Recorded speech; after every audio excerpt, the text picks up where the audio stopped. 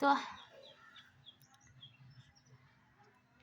Hello friend, आज हम history के गुप्त काल के शासन के बारे में जानेंगे शॉर्ट ट्रिक के माध्यम से। तो पहले हम देखते हैं गुप्त काल उदय। तो ये तृतीय शताब्दी के अंत में कौशाम्बी में उनका उदय हुआ था। और ये कुषाणों के सामंत मतलब कुषाण के शासन के समय गुप्त काल भी शासन चल रही थी, साथ साथ चल रही थी। कला और एवं स्थापना के लिए प्रसिद्ध थी ये। और अगर इनका हम भाषा देखें, संस्कृत इनकी क्या थी, राजकीय भाषा थी। और यहाँ देन तो उन्होंने हमें क्या दिया है, तो वह चतुरंग खेल, जिसे हम शतरंज भी बोलते हैं, ये खेल की स्थापना भी हुई थी गुप्त काल में। और सबसे ज़्यादा सोने के सिक्के भी चलाई गई थी गुप्त काल में। फिर है भारतीय सांस्कृतिक का स्वर्ण युग। ये अगर सांस्कृतिक विकास इस युग में ही हुआ था। सती प्रथा और बाल विवाह का उल्लेख भी यहाँ पे मिलता है। अब हम यहाँ देखेंगे संस्थापक कौन थे। तो गुप्त काल के संस्थापक थे श्रीगुप्त। 240 ईस्वी से 280 ईस्वी तक ये चली थी। अगर श्रीगुप्त को क्या उपाधि दी गई थी, तो महाराज। मगध में एक मंदिर का इन्होंने निर्माण करवाया और 24 गांव दान में इन्होंने दिए। अगर हम इनके द्वितीय शासक देखें, मतलब श्रीगुप्त के बाद जो शासक आए थे वो आए थे घटोत्कच 280 ईस्वी से 320 ईस्वी तक। और इनकी उपाधि थी महाराज की। और इन्होंने कुछ खास काम इनके शासन में हुआ नहीं। तीसरे थे चंद्रगुप्त प्रथम। तो चंद्रगुप्त प्रथम ये क्या थे, प्रथम महान सम्राट थे। अगर महान सम्राटों में देखा जाए तो ये प्रथम थे। फिर चंद्रगुप्त प्रथम क्या थे, वास्तविक संस्थापक भी इसे कह सकते हैं, क्योंकि इन्होंने अपने जो राज्य का विस्तार बहुत ही अधिक किया। और इन्होंने जो राजधानी बनाई वो पाटलिपुत्र में बनाया। फिर इनको क्या टाइटल मिला, इन्हें हम महाराजाधिराज कहा जाता है, राजा प्लस अधिराज, फिर महाराजाधिराज। फिर इनकी वाइफ का नाम देखेंगे कुमार देवी। इनकी पत्नी का नाम था कुमार देवी, जो लक्ष्मी राजकुमारी थी। तो सोने का सिक्का, एक तरफ लक्ष्मी देवी की आकृति होती थी, दूसरी तरफ स्वयं कुमार देवी की आकृति होती थी। उल्लेख, अब ये सारे उल्लेख कहाँ पे मिलेगी, तो ये हमें मथुरा अभिलेख से प्राप्त होते हैं जानकारी। उनके बाद देखेंगे चौथे सम्राट थे समुद्रगुप्त। इनकी उपाधि थी कविराज, अश्वमेघ, भारत का इन्हें नेपोलियन भी कहा जाता है। ये कविराज भी थे और महाराजा धीराज की उपाधि भी थी इनके पास। और ये भगवान विष्णु के क्या थे, उपासक थे। संगीत प्रेमी थे। इसकी जानकारी हमें मिलती है चित्र के माध्यम से। उन्होंने चित्र में दिखाया गया बीना बजाते हुए। श्रीलंका के शासक मेघवर्मन ने समुद्रगुप्त से बिहार मतलब बिहार के गया में बौद्ध मठ बनाने की अनुमति मांगी थी। ये क्वेश्चन पूछा गया था बीपीएससी के एग्जाम में। बौद्ध भिक्षु वसुबंधु। अब समुद्रगुप्त का विजय अभियान देखेंगे तो इसका उल्लेख कहाँ मिलता है, तो ये मिलता है प्रयाग प्रस्थिति लेख में। और इसके लेखक थे हरिसेन, जो दरबारी कवि थे। और इन्होंने क्या क्या निर्माण किया, कौशाम्बी।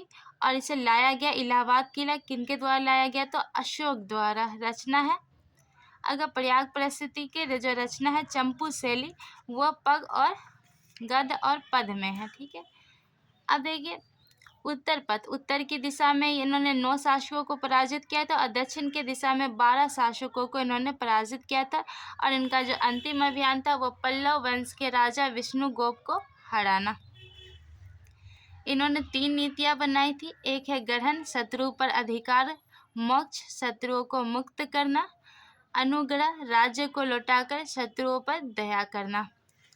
इनमें किताबें, 2 किताबें थे, लीलावती, लेखक थे भास्कराचार्य, गणित संबंधित थी ये लीलावती। दूसरा था काव्य मीमांसा, लेखक थे राजशेखर।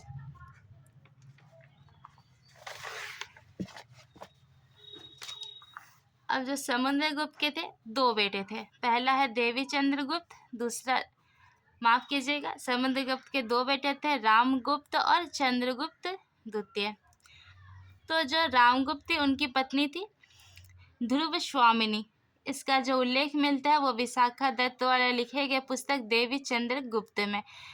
पर जो रामगुप्त थे वो शासक को अच्छे तरीके से चला नहीं पा रहे थे, इसलिए इनकी पत्नी दुर्गास्वामी और चंद्रगुप्त द्वारा रामगुप्त को हटा दिया गया, मतलब कि मार दिया गया, और चंद्रगुप्त ने ध्रुवस्वामी से विवाह किया। अब देखिए चंद्रगुप्त द्वितीय। तो अब ये जब आए तो ये 375 से 455 ईस्वी में सोने के सिक्के, चांदी के सिक्के चलाए गए इनके शासन में। 4 अश्वमेध यज्ञ भी किया गया। और इनके अगर पत्नी का नाम देखिए तो कुबेर नागा है, और पुत्री जो थी प्रभावती नागा। इन्हीं के शासन में जो दरबारी आए थे वो फायान चीनी यात्री आए थे। उपाधि था विक्रमादित्य भट्टाकर, महाराजाधिराज, अप्रतिरथ, पराक्रमक, अप्रतिरिव्य, सर्वोराज और अच्छो अछेता। तो इनके समय में साहित्य एवं कला का क्या था, स्वर्ण काल था। बहुत ज़्यादा युद्ध नहीं लड़े गए थे क्योंकि ये साहित्य एवं कला के प्रेमी थे। नवरत्न, इनके दरबार में 9 रत्न थे। पहले थे अमर सिंह जो अमरकोश के लेखक है। धन्वंतरी आयुर्वेद थे। हरिसेन प्रयाग परिस्थिति, कालिदास मेघदूत, छनपक ज्योतिषी शास्त्र, शंकु शिल्प शास्त्र, वारामिहिर बृहद संहिता, वर रुचि संस्कृत व्याकरण, वेताल भट्ट। ये 9 रत्न थे इनके दरबार के। शिक्षा केंद्र था पाटलिपुत्र प्लस उज्जैन। अमर सिंह द्वारा लिखा गया जो बुक है वो है अमर कोश।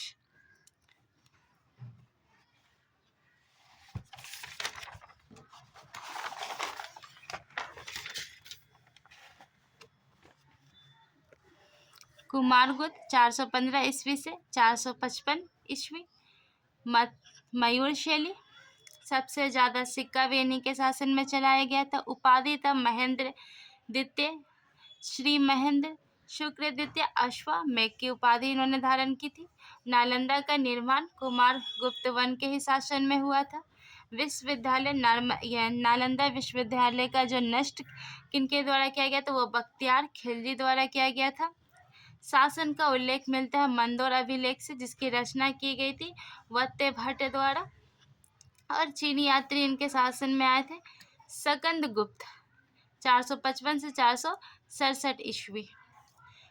तो सकंद गुप्त ने हुनों को पराजित किया। सुदर्शन झील का पुनः निर्माण कराया गया था। गुप्त वंश का अंतिम शासक थे सकंद गुप्त।